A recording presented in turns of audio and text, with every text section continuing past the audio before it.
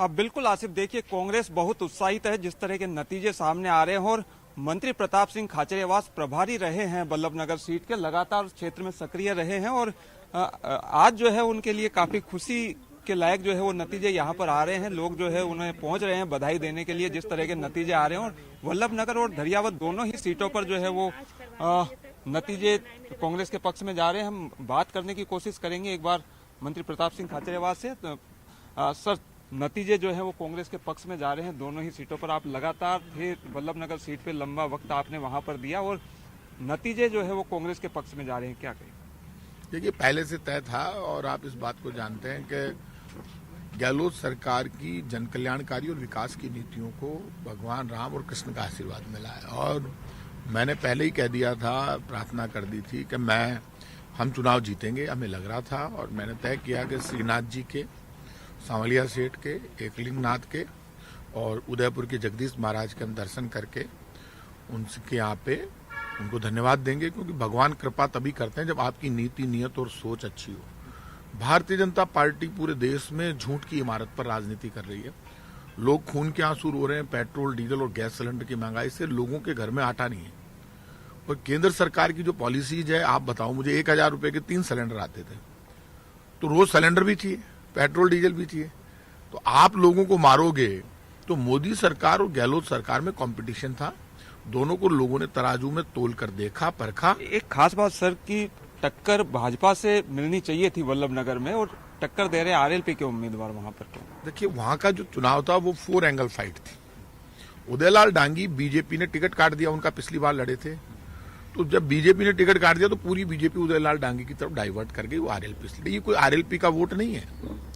Cast equation से उन्होंने घुमाने की कोशिश की, लेकिन वहां भी कास्ट इक्वेशन इतनी नहीं चली। वहां प्रीति सख्तावत, रणधीर सिंह भिंडर और हिम्मत सिंह झाला, ये तीनों कैंडिडेट लड़ रहे थे। एक उदयलाल डांगी लड़ रहे थे, लेकिन हिम्मत सिंह झाला, रणधीर सिंह भिंडर और ये कौन, उदयलाल डांगी, रणधीर सिंह भिंडर और हिम्मत सिंह झाला, ये तीनों बीजेपी के उम्मीदवार थे।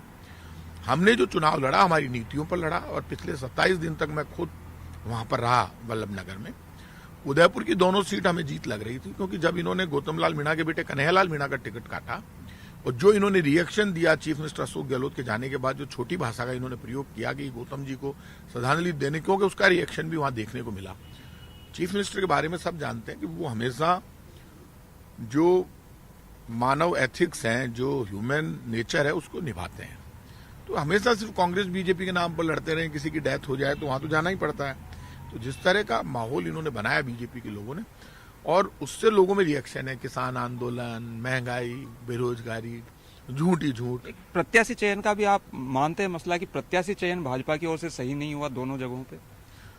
देखिए, भारतीय जनता पार्टी ने तो अपनी तरफ से प्रत्याशी चयन अच्छा ही किया है। तो ये तो बीजेपी को करना था। कांग्रेस अपना प्रत्याशी तय करती है, बीजेपी अपना करती है।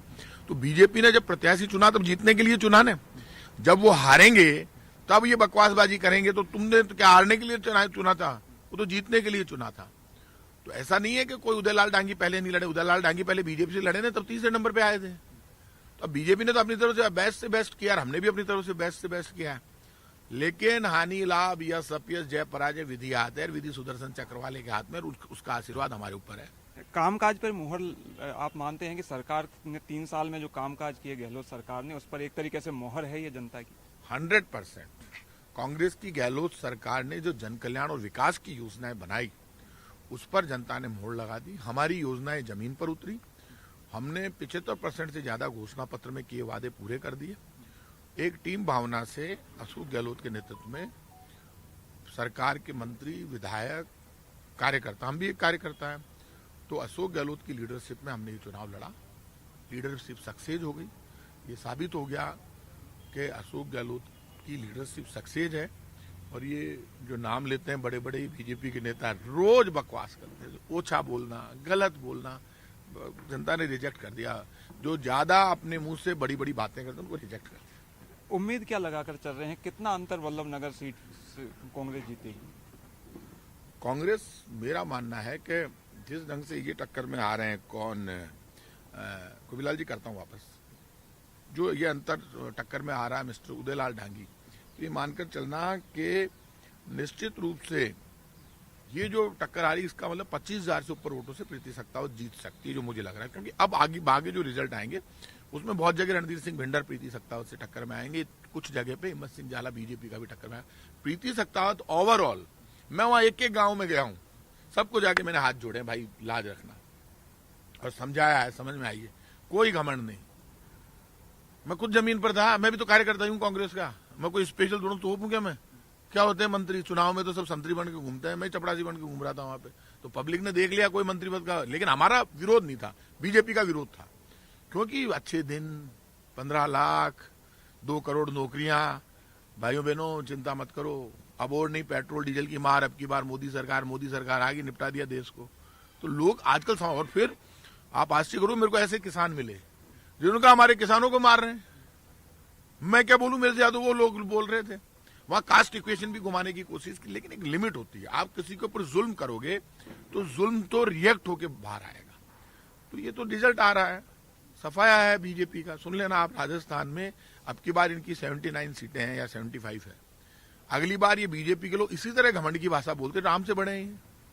इन्होंने कहा था बीजेपी नहीं होती तो भगवान राम समुद्र में होते, लोगों ने इनको पाताल में पहुंचा दिया।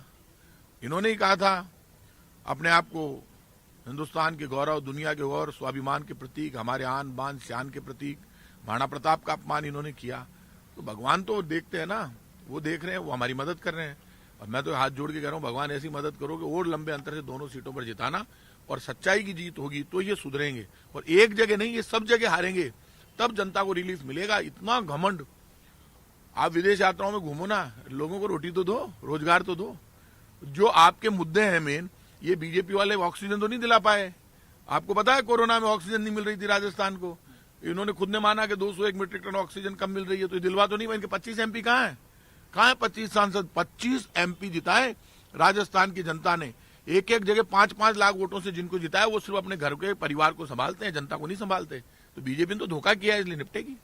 तो बिल्कुल देखिए, बड़े अंतर की जो है उम्मीद यहाँ पर समझी जा रही है। ये कहा जा रहा है कि वल्लभनगर में 25,000 तक जो है वोटों से जीत हो सकती है प्रीति सक्तावत की। बिल्कुल, प्रताप सिंह खाचरियावास लगातार वहां पर दिनेश, सुना हमने परिवहन मंत्री प्रताप सिंह खाचरियावास को, और नेता है थोड़ा सा रायशुमारी ले लेते हैं हमारे साथ वरिष्ठ